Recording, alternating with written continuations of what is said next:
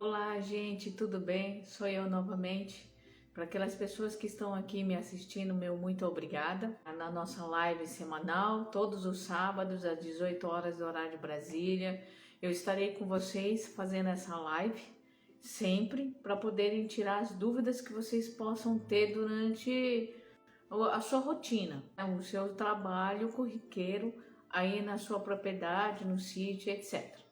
O tema que vou tratar hoje é bem interessante porque eu vou falar sobre a parte a fruticultura de cítricos, né?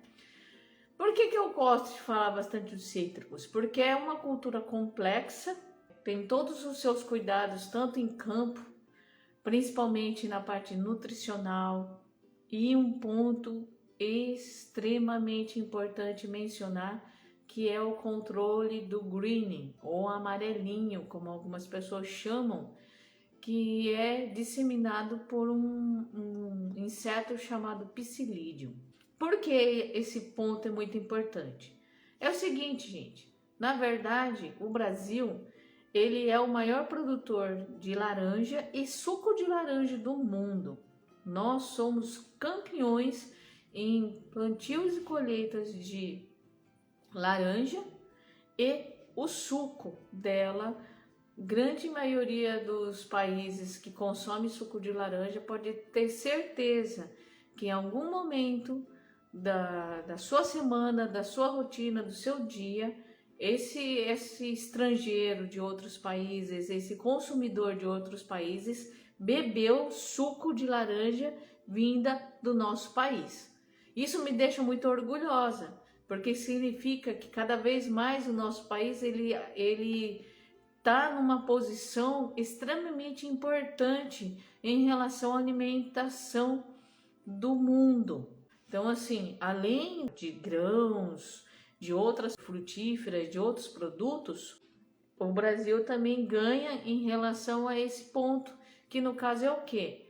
O consumo, o plantio, o processamento em forma de suco dessa matéria-prima tão importante. E eu não sei se vocês sabem, outra curiosidade também é que o Brasil não tem como centro de origem dos cítricos, ele tem de origem asiática. Então muitas pessoas falam, nossa, Érica, então quer dizer que os cítricos não têm origem aqui no Brasil? Realmente não tem origem no Brasil. É que no caso é o limão, a laranja, pocá, mexerica, etc. Ele se adaptou muito bem e se desenvolve muito bem. E também é considerado uma planta de clima temperado. O que seria clima temperado?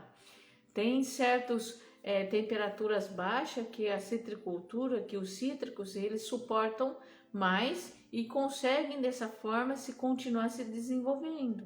Então isso é muito interessante também, porque o nosso país é tão grande que tem parte dele que faz frio e parte dele que faz muito calor, mas muito, não é pouco não.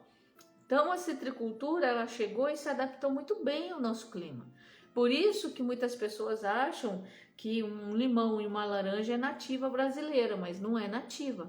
Ela se encontra no país todo porque ela se adaptou e cada vez mais nós, seres humanos, fomos plantando em todos os estados, cidades que tem no nosso país. Por isso que nós achamos que é uma fruta nativa, mas não é. Ela simplesmente se adapta muito bem. E por se adaptar muito bem, o nosso país tem os maiores pomares do mundo em relação a plantio de fruta in natura, né, para consumo in natura e para suco, como eu já havia comentado para vocês. Existem municípios no estado de São Paulo, por exemplo, que tem assim um levantamento de número de pés que chega a milhões de pés de laranjas e limões sendo plantados e manejados, tá? Ano após ano. Então isso é um ponto meio interessante porque acaba se tornando algo que nos dá orgulho de ser brasileiro. Então esse ponto vocês podem ter muita certeza disso. Outro ponto que é chave, que muitas vezes as pessoas não conhecem, o país também faz parte de muita pesquisa em relação à citricultura. Então, nós desenvolvemos muita pesquisa em relação a variedades de cultivares resistentes ao nosso clima. Por isso que cada vez mais a citricultura está se disseminando pelo nosso país, por causa das pesquisas que aqui são desenvolvidas. Então, graças a essa pesquisa, a Embrapa, o APTA, várias instituições públicas brasileiras está fazendo com que cada vez mais tenhamos condições de fazer com que essa produção, esse desenvolvimento, esse manejo seja feito cada vez melhor. Questão de título de curiosidade, por exemplo, existe regiões do Brasil, principalmente alguns estados, que não tem a principal doença da citricultura, que é o agrônimo e o amarelinho, como eu havia falado. E por esse motivo, as leis sanitárias, tá, dessas regiões, o que seria sanitária? Essa parte de controle de entrada e saída de muda. Só para você ter ideia, tem algumas regiões de São Paulo que já tem um calendário específico com horário marcado e as datas todas marcadas, e todos os citricultores daquele município, daquela regional ali, eles têm que aplicar o defensivo propicilíndio de forma conjunta, porque não adianta hoje eu pulverizar no meu pomar e amanhã só o meu vizinho resolver pulverizar. Ou seja, eu joguei aqui o meu produto, o inseto foi para o vizinho e se refugiou lá. Amanhã, quando ele resolver pulverizar, aqui o produto já está agindo, sim, só que poucos insetos vão vir para cá, mas vão em outros pomares que ainda não foi aplicado.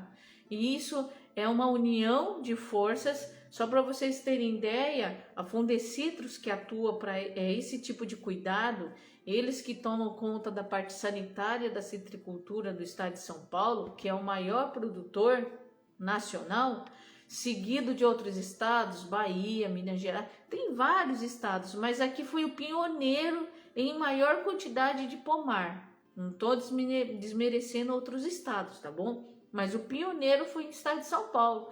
E daqui saiu uma grande parte das legislações que rege os cuidados para fazer com que essa doença não se alastre e corra o risco de acabar muito com o volume de produção.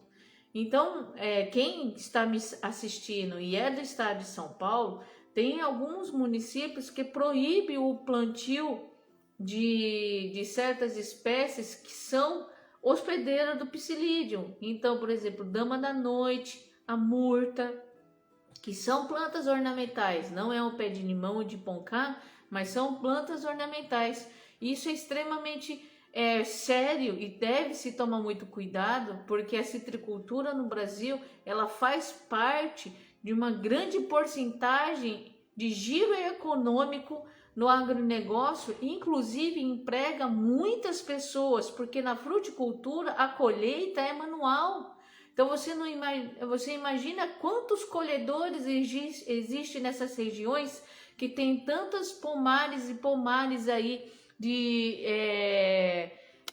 laranja e limão por aí, entendeu? Então, dessa forma, nós temos que ter esse cuidado cada vez maior. Então, e a citricultura emprega muita gente, mas muita. A fruticultura, de forma geral, dificilmente vai ser 100% mecanizado, porque dependendo da delicadeza da fruta, você não consegue colocar um trator puxando um implemento para colher, você corre o risco de machucar. Então isso tem que tomar muito cuidado.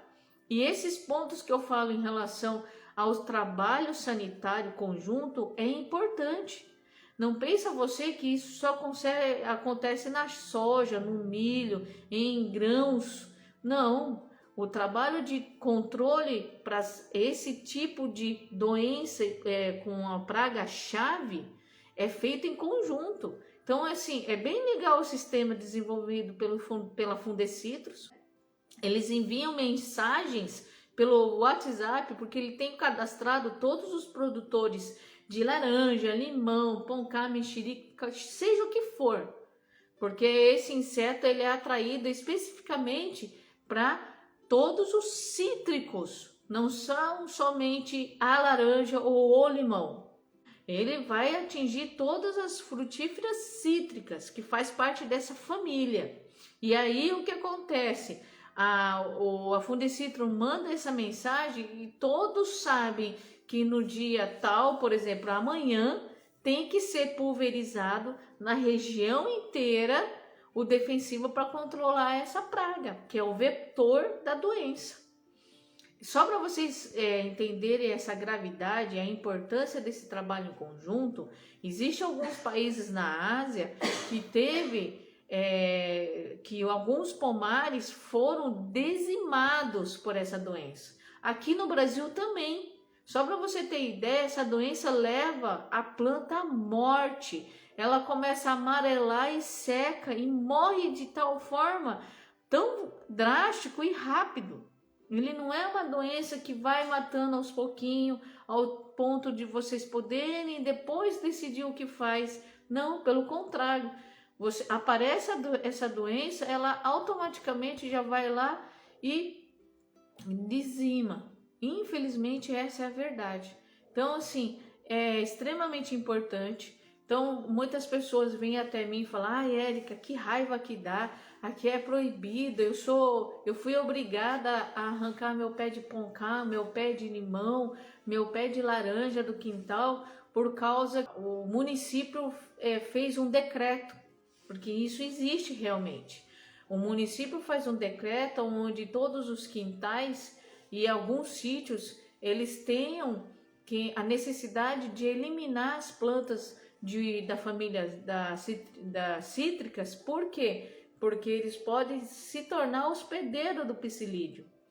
E outra, o produto, muitas vezes, que tem que ser aplicado, o produtor, ou no caso, o pequeno produtor, ou até mesmo aquele de fundo de quintal, não consegue adquirir e assim proteger seu pomar. Então, dessa forma, existe essa necessidade de ter esse cuidado. Por isso que os municípios, às vezes, fazem esses decretos e a Fundecitro vai lá e dá em troca uma outra frutífera. Já aconteceu e eu já vivenciei isso.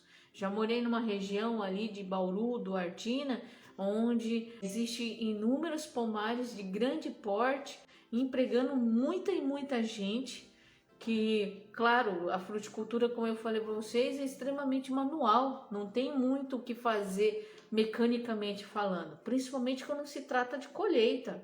Até a semana que vem. Até mais, boa noite. Tchau, gente.